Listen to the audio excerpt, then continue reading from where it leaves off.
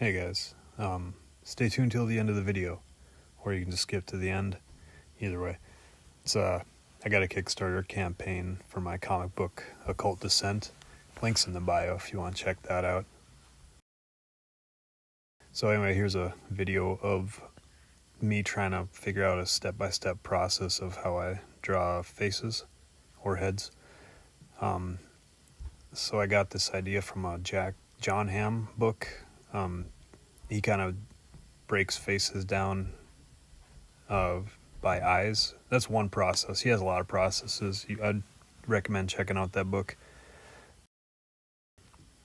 Alright, so the head is, I'm going for 5 eyes wide, and then I'm doing like a diagonal eye to get to the nose, the bottom of the nose, and then I do another eye to get to the lips, and then another eye for the thickness of the lips, and then another eye for the chin.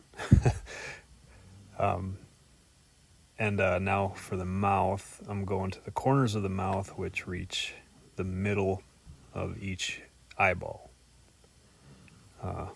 Hopefully you're keeping up. I'd recommend checking out the book or pausing this video. Alright, so now I just go to the ink part of the sketch, and throwing in the eyes there. Let's see. Oh yeah, the little eyelid part. I always try to keep that in. It seems to add a little more life to the eyes. Hairline. There's the ears. Ears. I don't know if how I do ears is pretty much how probably everyone does ears. The bottom of the ear goes to like the bottom of the nose when you're looking straight on a face. Top of the ear goes to roughly around the eyebrow. And then I put on the earrings because people don't. I remember this girl was always asking, like, how can we draw girls with earrings? So it's like, all right, well, I'm going to start drawing girls with earrings from now on. It's not like it's too uncommon anyway.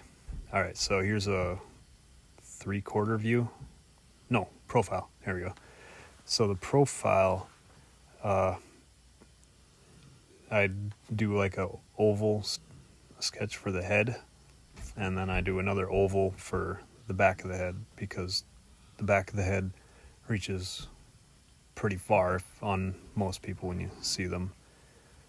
Alright, so then I'm breaking down things by eyeball lengths again. They got the eye and the diagonal eye that determines the width from the length from the nose. And then I got some more eyes there. Oh yeah, and then I noticed I put the lips, they're more like a eye and a half thick for how I draw lips anyway, my cartoony style. And then I didn't want to draw all the hair again, so I just kind of give her a pixie cut, I think it's called. Alright, here's from the top view. I'm breaking down the head into 5 eyes wide again, and then I do 2 eyes lengthwise to determine the hairline. This video, this one is pretty boring, because you don't get to really see a whole lot of the face if you're going straight up and down. So and also looked a little bit like an alien. I wasn't happy with how I did the eyes there. I would definitely go, if I was doing a finished drawing, I would definitely do this over again. But, mistakes happen. I make them all the time.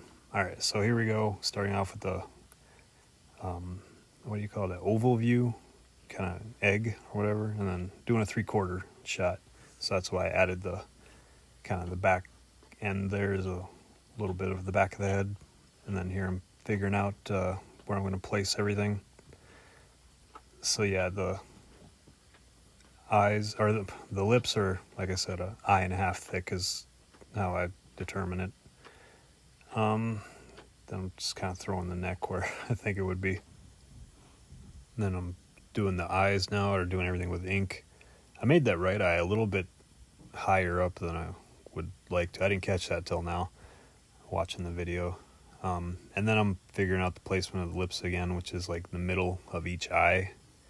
And you really got to think about this as everything kind of curves with the face. It's going to take practice. I used to watch videos and used to think like, okay, well now I know how to draw the face, but there's like little micro adjustments that I make, like I was doing there. Yeah, there's little micro adjustments anyway that comes with just doing this over and over again and kind of looking at your reference that you use and then comparing your drawing and then, you know, going back and taking steps where you can improve or change things. For this head, I'm just kind of riffing. I noticed I skipped a couple steps too, because like I didn't do the where I would find the nose, like the diagonal lines or diagonal eyes lengths. So I'm just kind of eyeballing this one. And let's see, I guess that comes with practice. Kind of like anything, first you do the step-by-step things over and over, then after a while you kind of just skip steps because you want to hurry up and get things done. And I'm doing the hairline, or I was. Oh yeah, I seen that. I didn't like how far the ear was, so I adjusted it a little bit. I guess this is where I was kind of talking about where like you make those micro adjustments, and when you do something over and over, you could kind of just skip some steps. Okay, and then let's see, I'm thinking about that eye on the left there because it looks a little small. I mean, it's anatomically probably correct, but like how I want it to look, I wanted it to make it a little bit bigger, slightly more cartoony. So that's what I did. And let's see, I would have normally just went right into inks and started sketching, but I wanted to tighten this up a little bit more. And I'm using that little dot technique for the pupils. I got that from David Finch. You know, if you want the eyes to look in a certain direction, you just put a dot there for the pupils. And then if they still look a little off, you can kind of like thicken up the dots and adjust the movements. All right, yeah, so I'm going to hair. I do like drawing hair, it's just it takes a while to do it. That'll be like a whole separate video. And I'm sure I'll do some more of these head videos because like there's so much you can cover on heads. There's the earring I did. The heads look kind of weird if you don't have like a neck. All right, so now I'm getting into the inking. Did the little eyelid part of the eyes, like I said, it just seems to add a little more life to them. Lips. Typically the lips, the edge of the lips go to like the middle of where the eye is on the face, but I mean that's not a 100% rule. Like faces are different. It's just this is like all general stuff.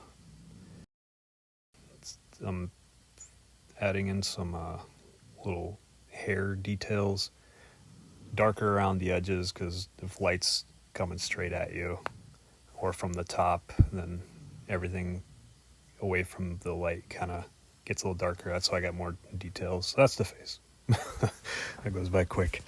Okay, so here's one looking down. I did that a little earlier, but I didn't like how it looked, so I was redoing this one.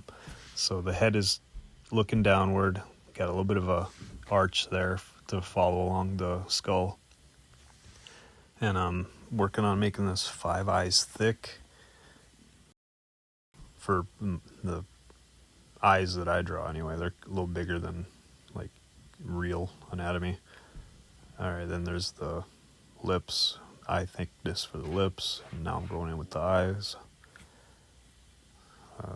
Where do I go from here? I think I go with the nose. There it is, the nose. And okay, so now I'm going lips, center of each eye, like normal. To get to the chin is another like eye thickness. All right, so then for those ears, I kind of just went with that arch that's along those eyes. I followed that along to where I roughly determine where the middle of the head is, and that's how I got the ears to be at that height. And I don't know what I'm thinking about. Oh, I guess I'm gonna add some eyes wherever she's looking. And I go 2 eyes down for her hairline again. Kind of bungled up her hairline there. I think at the end, during this, when I'm putting down the ink, I kind of mess up that hairline or wanted to adjust it. But I don't know, I would recommend doing a lot of these sketches. They're pretty fun to do. And just don't worry about making them look perfect. I do a lot of little sketching if I'm doing straight lines. Like, if you see, I'll do some swiping over and over again with the ink pen to make the line look more crisp and clean. That's how I step by step do heads. Just practice, practice, practice, have fun with it. Okay, so here's an example for my Kickstarter campaign. I have a reward tier for a 9x12 sketch of any character you choose. This is an example. It's a 9x12 sketchbook. In the reward tier, it'll be on Bristol paper, 9x12. Like I said, at the end of this video here, thanks for watching. I have the clip from the Kickstarter campaign video. Check it out.